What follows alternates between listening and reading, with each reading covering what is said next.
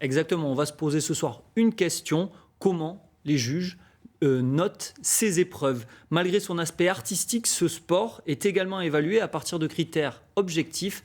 Explication avec Guillaume Dequet et Juliette Bizio.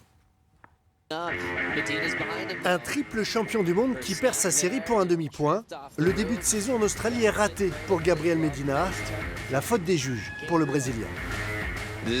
C'est le pire jugement que je n'ai jamais vu. C'est mauvais pour notre sport. Alors, mauvais perdant ou colère légitime? Les jugements en surf dépendent de l'appréciation de 5 juges, mais des critères objectifs existent. Du vent, des petites vagues qui ferment, les conditions du jour sont loin d'être optimales dans les Landes aujourd'hui. Vous avez vu les vagues qui déferlent un peu plus longtemps, elles ont tendance à être molles en fait, quoi. Ah, on va pas voir grand chose, mais ouais, une section de vagues, ça va se faire. Voilà, ouais.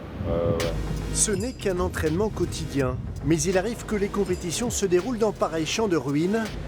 Pas facile alors de sortir son épingle du jeu. C'était fun, mais placement compliqué, du courant, ça bougeait pas mal. Ce qui était dur, c'était vraiment d'anticiper où taper, quand faire son bottom, quand remonter où taper. J'ai compris qu'il fallait prendre un peu de chance et il fallait être réactif, dynamique et juste se lancer, quoi. Aujourd'hui, on n'a pas fait de spectacle dans ces conditions, forcément. Par contre, le travail, il est là. Et ça demande tellement en fait, de précision, ces conditions très difficiles.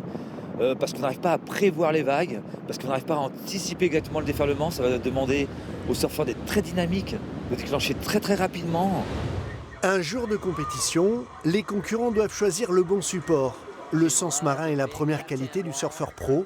Il doit ensuite lire les différentes sections de la vague et enchaîner les manœuvres les plus appropriées. Avant tout, on juge la vague. Voilà, est-ce que c'est une vague en fait, qui va donner un potentiel maximum de points, c'est-à-dire une vague dans les plus grosses de la série. Après, on va noter donc les manœuvres. Donc bien sûr que plus il va enchaîner de manœuvres, et plus il aura un potentiel de points à avoir. Et puis après, à l'intérieur de ces manœuvres, on va parler de radicalité, on va parler de contrôle, on va parler de vitesse.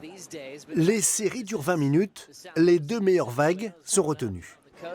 On a un chef juge qui, dès la première note, essaye d'accorder justement tout le monde. Pour qu'à un moment, tout le monde se fige sur « Vous avez vu cette vague-là? Elle vaut 8 cette vague-là ?» Voilà, maintenant c'est parti. Tout ce qui sera mieux, ça sera au-dessus. Tout ce qui sera en dessous, sera en dessous. On a un repère. Si les bancs de sable landais sont son terrain de jeu habituel, Henri a goûté à la perfection de Teahupo'o. La vague de récif tahitienne sacrera le champion et la championne olympique 2024.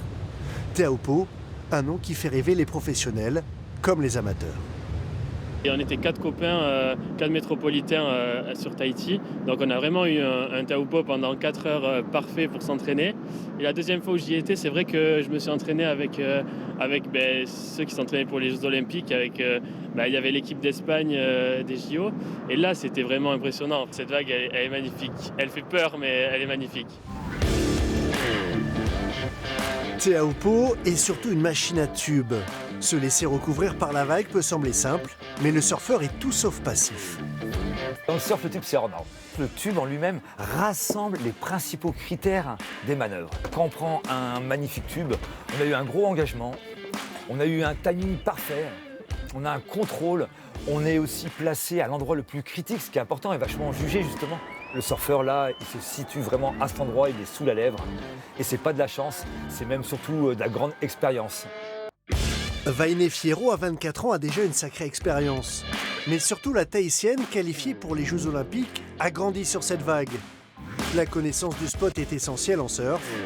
Teahupo'o est la vague parfaite pour en mettre plein les yeux aux juges et aux spectateurs du monde entier.